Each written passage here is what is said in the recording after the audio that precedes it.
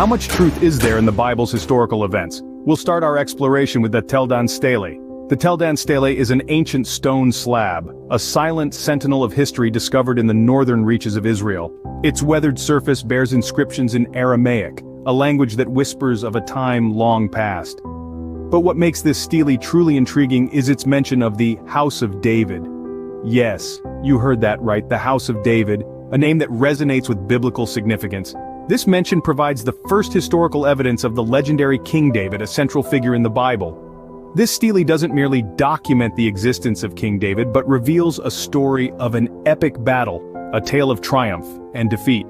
The inscriptions on the stele commemorate an Aramean king's victory over the kingdoms of Israel and Judah. The Aramean king, in his moment of triumph, immortalizes his victory on stone. And in doing so, he unknowingly provides the first historical validation of the existence of King David, a figure previously known only through the biblical narratives. The Tel Dan Stele thus serves as a bridge, connecting the biblical accounts with the tangible reality of history. It adds a layer of credibility to the biblical narratives, aligning them with historical events etched in stone. The discovery of the stele has opened doors to further research and exploration, encouraging scholars and archaeologists to delve deeper into the rich tapestry of the past. The Tel Dan Stele is a testament to the fact that the Bible is more than just a collection of spiritual teachings. It is also a historical document, a chronicle of events, people, and places.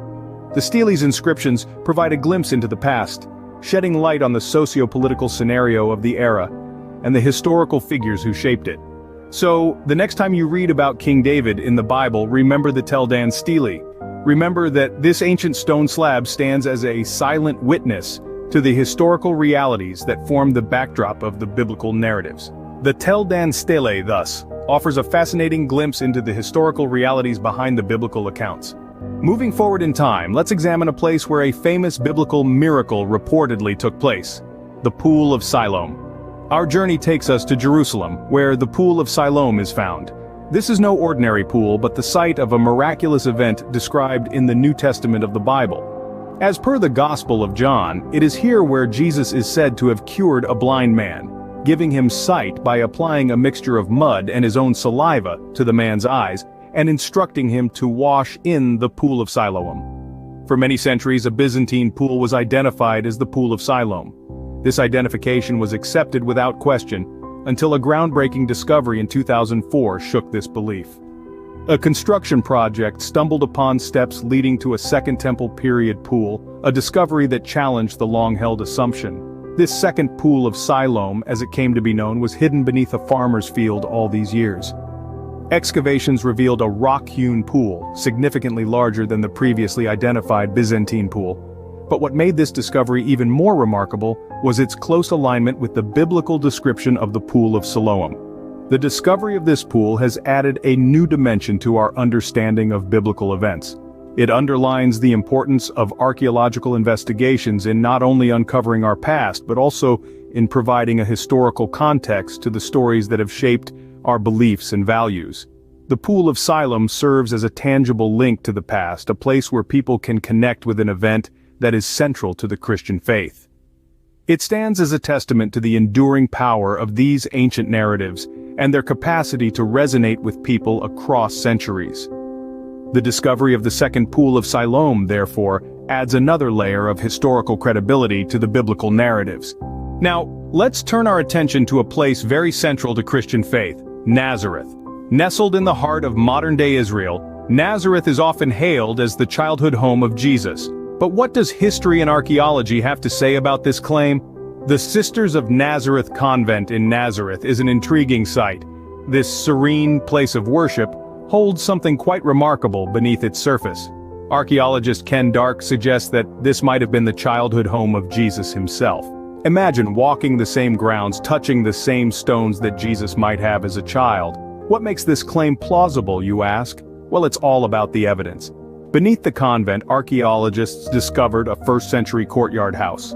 Unraveling layer by layer, the archaeologists found themselves peering into a world untouched for centuries. The structure of the house, the artifacts found within, and the layout of the courtyard all point towards a time frame that aligns with the era of Jesus.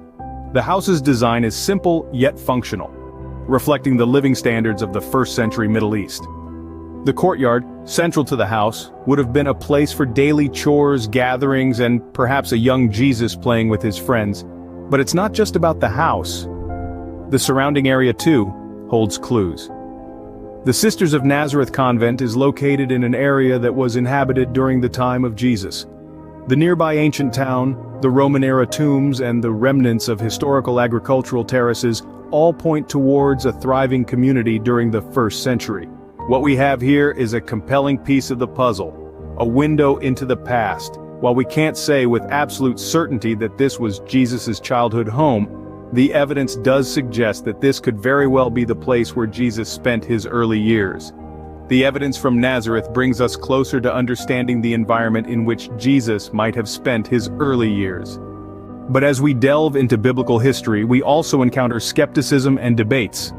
The journey through biblical history isn't without its share of doubt and controversy.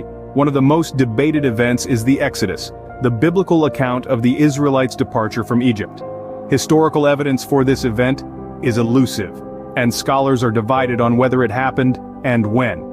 Some scholars argue that the Exodus is purely a myth, an allegorical tale meant to convey spiritual truths. Others maintain that while the Exodus may not have happened exactly as the Bible describes, it is based on real historical events. A significant body of evidence supports a 13th century BCE exodus during Egypt's Ramesside period. This synchronizes with the biblical timeline, which places the Exodus about 480 years before the construction of Solomon's Temple in Jerusalem. The conquest of Canaan, another critical event in the biblical narrative, is also a subject of scholarly debate. The Bible describes a swift and comprehensive Israelite victory over the Canaanites, but archaeological evidence suggests a more complex and gradual process of settlement. Some cities like Jericho and Ai, which the Bible describes as destroyed by the Israelites, show no signs of violent destruction during the appropriate time period. Yet other sites, such as Hazor and Bethel, do reflect violent destruction and burning, consistent with the biblical account. Despite these discrepancies, it's essential to remember that absence of evidence is not evidence of absence. The lack of archaeological evidence for some biblical events doesn't necessarily mean they didn't happen. It could simply mean that we haven't found the right evidence yet, or that it doesn't exist anymore. Moreover, archaeological findings have confirmed some aspects of the biblical narratives. They've provided insights into the culture, politics, and religious practices of the ancient Near East, and in some cases, have illuminated obscure or puzzling aspects of the biblical text. Despite the debates, archaeological findings continue to shed light on some aspects of the biblical narratives. As we wrap up, it's important to remember that our understanding of biblical history is continually evolving. The fascinating world of archaeology has opened up new vistas of understanding, shedding light on the biblical narratives that have shaped our faith and culture. We've delved into the significance of the Tel Dan Stele, an ancient stone slab that has provided the first historical evidence of King David, a key figure in the Bible. This discovery has reinforced the existence of the House of David and the kingdoms of Israel and Judah. We've also explored the mystery of the Pool of Siloam, a place of great significance as it was where Jesus cured a blind man, as mentioned in the Gospel of John. The discovery of a Second Temple period pool in 2004 has challenged previous assumptions and added new dimensions to our understanding of this biblical event. Our journey also led us to Nazareth, considered the childhood home of Jesus. The archaeological findings at the Sisters of Nazareth convent, particularly a first-century courtyard house, provide compelling evidence that supports biblical accounts. These discoveries remind us of the tangible connections between our faith and historical realities. And of course, we've grappled with the great debate on skepticism and historicity. While scholars continue to debate aspects of the Exodus and the conquest of Canaan, archaeological findings offer some confirmation of these biblical accounts. This ongoing dialogue between faith and skepticism, history and archaeology, is a testament to the richness and complexity of our shared past. But remember, the quest for knowledge is an ongoing journey. As more discoveries come to light, they may challenge our assumptions, deepen our understanding, or even raise new questions. That's the beauty of exploration. It's an ever-evolving journey that continues to illuminate our understanding of biblical narratives and ancient history. While questions remain and skepticism exists, The journey of exploring biblical history offers fascinating insights into our shared past.